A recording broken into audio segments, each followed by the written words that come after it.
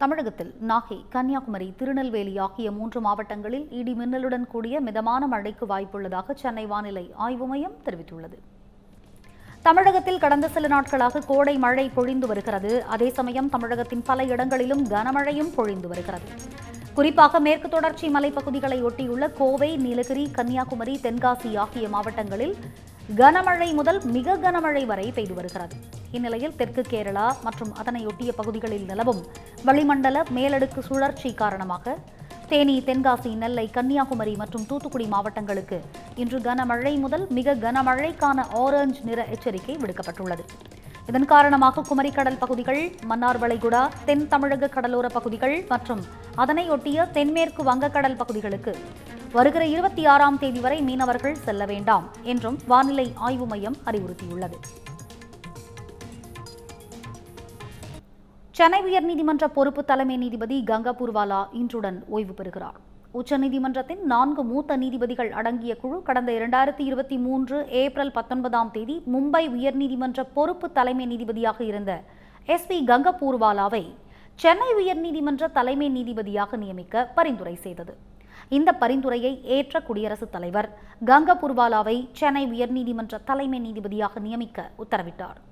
இதனைத் தொடர்ந்து கடந்த ஆண்டு மே 28ஆம் தேதி தலைமை நீதிபதியாக SP கங்கா பூர்வாலா பதவியேற்றுக் கொண்டார். அவருக்கு ஆளுநர் RN ரவி பதவி பிரமாணம் செய்து வைத்தார். இந்நிலையில் உயர்நீதிமன்ற தலைமை நீதிபதியாக கிட்டத்தட்ட ஓராண்டு பணியாற்றிய கங்கா பூர்வாலா இன்றுடன் ஓய்வு பெறுகிறார். இதற்கிடையே சென்னை உயர்நீதிமன்ற பொறுப்பு தலைமை நீதிபதியாக R மகாதேவன் நியமிக்கப்பட்டுள்ளார் என்பது குறிப்பிடத்தக்கது. சீக்கியர்களுக்கு எதிரானவர்கள் காங்கிரஸ் கட்சியுடன் கூட்டணி அமைத்துள்ளார்கள் என பிரதமர் மோடி குற்றம் சாட்டியுள்ளார். மக்களவைத் தேர்தலையொட்டி டெல்லி துவாரகா தொகுதியில் பாஜக சார்பில் பிரம்மாண்ட பொதுக்கூட்டம் நடைபெற்றது. முன்னதாக நடைபெற்ற பிரம்மாண்ட வாகன பேரணியில் மோடி கலந்து கொண்டு பாஜக வேட்பாளர்களுக்கு ஆதரவாக வாக்கு சேகரித்தார். மக்கள் வெள்ளமென திரண்ட பொதுக்கூட்டத்தில் பேசிய மோடி, காங்கிரஸ் கட்சியால் டெல்லியில் சீக்கிய சகோதர சகோதரிகள் பட்ட கஷ்டங்களை மறக்க முடியாது எனவும், அவர்களது உயிருக்கே ஆபத்தை ஏற்படுத்தியவர்களை மறக்கவும் முடியாது, மன்னிக்கவும் முடியாது என்றும் கூறினார். இதையெல்லாம் மறந்துவிட்டு வாக்கு வங்கிக்காக சிலர் காங்கிரஸ் கட்சியுடன் கூட்டணி வைத்துள்ளார்கள் என குற்றம் சாட்டினார். தொடர்ந்து பேசிய அவர், காங்கிரஸ் கட்சியின் தவறான கொள்கைகளாலும் செயல்பாடுகளாலும் ST, SC மற்றும் OBCக்களின் இளம் தலைமுறை அழிந்துவிட்டது என்று வேதனையை வெளிப்படுத்தினார். மக்களவை தேர்தலுக்கான 6ஆம் கட்ட வாக்குப்பதிவு மே 25ஆம் தேதி நடைபெறும் நிலையில் தேர்தல் பிரச்சாரம் இன்று மாலையுடன் ஓய்கிறது. நாடாளுமன்ற தேர்தல் கடந்த ஏப்ரல் 19ஆம் தேதி தொடங்கி 7 கட்டங்களாக நடைபெற்று வருகிறது. அந்த வகையில் 5வது கட்ட தேர்தல் நிறைவடைந்த நிலையில் 6ஆம் கட்ட தேர்தல் வரும் 25ஆம் தேதி நடைபெற உள்ளது.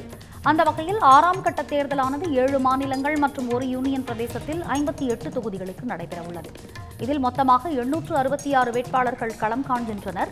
உத்தரப்பிரதேசத்தில் 14 மக்களவை தொகுதிகள், ஹரியானாவில் 10 தொகுதிகள், பீகாரில் 8 தொகுதிகள், டெல்லியில் 7 தொகுதிகள், மேற்கு வங்கத்தில் 8 தொகுதிகள், ஒடிஷாவில் 6 தொகுதிகள், ஜார்க்கண்டில் 4 தொகுதிகள், ஜம்மு காஷ்மீரில் 1 தொகுதி என மொத்தம் 58 தொகுதிகளுக்கு வாக்குப்பதிவானது நடைபெறவுள்ளது. இதில் ஜம்மு காஷ்மீரின் அனந்த்நாக், ரஜௌரி தொகுதியில் 3ஆம் கட்ட வாக்குப்பதிவின் போது நடைபெறவிருந்த தேர்தல் ஒத்திவைக்கப்பட்ட நிலையில் 6ஆம் கட்டத்தில் அந்த தொகுதிக்கு வாக்குப்பதிவு நடைபெறுகிறது.